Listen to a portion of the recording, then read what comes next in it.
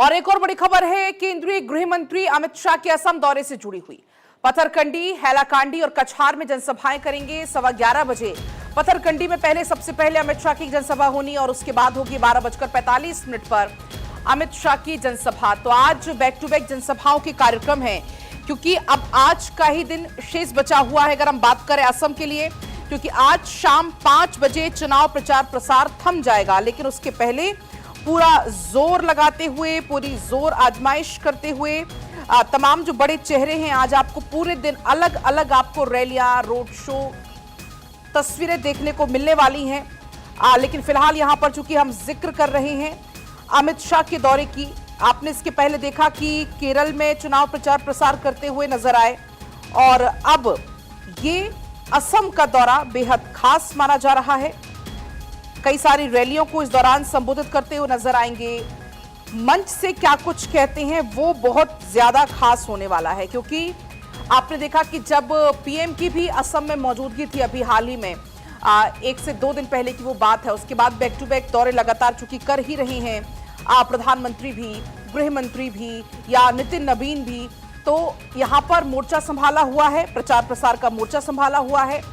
और ऐसे में आज भी वो तस्वीरें आपको देखने को मिलेंगी जब रैलियों को संबोधित करते हुए नजर आएंगे पथरकंडी, हैलाकांडी और कछार। ये 3 जनसभाएं आज होने वाली हैं। तो असम चुनाव की अगर हम बात करें तो ऐसे में पूरी कोशिश एक बार फिर से सत्ता में वापसी की, लेकिन आज जनता देखो किसे पसंद करती है, जनता का किस तरफ झुकाव ज्यादा रहता है, कौन कौन से प्रमुख मुद्दे हैं, खासतौर पर जो बाढ़ का मुद्दा है या महिला वेलफेयर का मुद्दा है, युवाओं का मुद्दा है, रोजगार से जुड़े हुए जो मुद्दे हैं वो इस बार काफी ज्यादा हैं। और ऐसे में पथरकंडी, हैलाकांडी और कछार में जनसभाएं करेंगे। अमित शाह पथरकंडी में जनसभा को संबोधित करते हुए नजर आएंगे।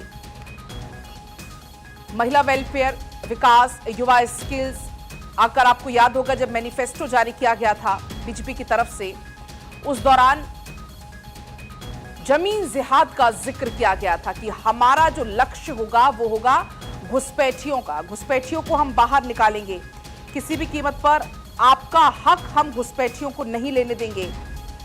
तो देखिए सुबह का जो कार्यक्रम है सबसे पहले पथरकंडी का है, जहां पर जनसभा करते हुए नजर आएंगे। 9 अप्रैल को चूंकि मतदान होने हैं, ऐसे में आज जो है प्रचार प्रसार शाम 5 बजे थम जाएगा। चलिए आपको पहले सीधे गुवाहाटी लिए चलते हैं। हमारे सहयोगी सर्वेश जुड़ चुके हैं हमारे साथ। सर्वेश, आज तो बैक टू बैक 3 रैलियां होने वाली अमित शाह की, कितना उत्साह, कैसी तैयारी और कितनी गर्मी, सरगर्मी आप चुनावों को लेकर देख पा रहे हैं? देखिए, आज आखिरी ताकत झोंक दी है भाजपा ने, और जिस तरीके से कल प्रधानमंत्री असम के दौरे पर थे, 3 जगह उन्होंने भी रैली की थी। आज अमित शाह जो गृह मंत्री हैं और बीजेपी के चाणक्य माने जाते हैं, उनका एक तरह से कहा जाए तो ताबूत में आखिरी कील ठोकने वाला काम वो आज अमित शाह करने वाले हैं। तो एक तरह से कहा जाए तो जिस तरीके से कांग्रेस ने हमला बोला था भाजपा के ऊपर, मुख्यमंत्री के ऊपर, मुख्यमंत्री की पत्नी को लेकर जिस तरीके के आरोप लगाए थे, उसको लेकर एक तरह से कहा जाए तो जो माहौल बनाने की कोशिश कांग्रेस ने की थी, उसकी हवा निकलती हुई दिख रही है असम में। जो फिजा है वो पूरी तरह से कल प्रधानमंत्री मोदी के आने के बाद से बदल चुकी है, और लोग एक तरह से जो असम के लोग हैं वो फिर से एक बार मन बना चुके हैं कि वो अपना वोट कहीं ना कहीं भाजपा को देंगे, क्योंकि भाजपा ने जिस तरीके से विकास की लहर जो है यहाँ पे पैदा की है, उसको लेकर लोगों में एक खासा उत्साह है। हालांकि एक धड़ा ऐसा भी है, असम का कुछ हिस्सा ऐसा भी है जहाँ पे भाजपा को कड़ी चुनौती देखने को मिल रही है। कांग्रेस ने भी वहाँ पे, और एक तरह से कहा जाए तो ओवैसी की पार्टी के आने की वजह से भी यहाँ पे त्रिकोणीय मुकाबला कई सीटों पर देखने को मिल रहा है। अमित शाह की बैक टू बैक 3 रैलियाँ हैं, 11 बजे, 12 बजे और 1 बजे। पत्थरकांडी में पहली रैली होगी, हैलाकांडी में दूसरी और सिलचर में तीसरी उनकी रैली होगी। 1 बजे उनकी आखिरी रैली सिलचर में होगी और आज 5 बजे के बाद प्रचार का शोर थम जाएगा। तो कांग्रेस ने भी पूरी ताकत झोंकी है। कांग्रेस लगातार जिस तरीके से हमलावर है, तो एक तरह से कहा जा सकता है कि यहाँ पे ओवैसी की पार्टी के आने की वजह से यहाँ त्रिकोणीय मुकाबला कई सीटों पर देखने को मिल रहा है, लेकिन बीजेपी को एज मिलता हुआ दिख रहा है, क्योंकि बीजेपी लगातार इस बात को हवा दे रही है कि उसने जो पिछले जो शासनकाल रहा है बीजेपी का, उसमें उसने किस तरीके से विकास की लहर यहाँ पे पैदा की है और विकास की गंगा बहाई है, जिसको लेकर लोगों में एक तरह से उत्साह देखने को मिल रहा है। लोगों की भीड़ काफ़ी ज़्यादा हो रही है, चाहे राहुल गांधी की रैली हो या प्रधानमंत्री मोदी की हो या जेपी नड्डा की हो या अमित शाह की हो।